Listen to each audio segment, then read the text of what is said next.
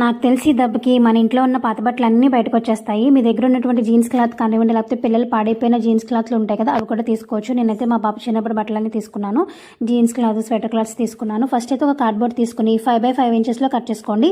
5x5, 6x6, 8x8 అలా అనమాట 4 పలకలు ఉండేలాగా తీసుకుని ఇది ఏదైతే సైజులో ఉందో అదే సైజులో ఈ క్లాత్లన్నీ కూడా కట్ చేసుకోవాలండి. మనకి 150 పీసెస్ కట్ చేసుకోవాలి. మీ బెడ్షీట్ ఎంతైతే సైజులో ఉంటుందో ఆ సైజు బట్టి కట్ చేసుకోవాలి.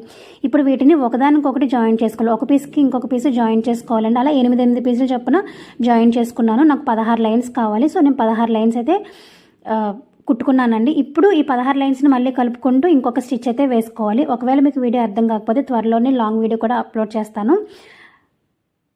ఇలా షార్ట్కట్లో అర్థమైందని అనుకుంటున్నా. సో ఇలా కంప్లీట్ చేస్తే మనకి బెడ్షీట్ రెడీ అయిపోయినట్టే. ఇప్పుడు దీని చుట్టూ కావాలంటే మీరు పైపింగ్ వేసుకోవచ్చు, లేదంటే వేరొక క్లాత్ ఇదే సైజులో తీసుకుని చుట్టూ స్టిచ్ చేసుకుని రివర్స్ తిప్పేసుకుంటే బ్యూటిఫుల్ బెడ్షీట్ రెడీ అయిపోయినట్టే. నచ్చితే లైక్ చేయండి.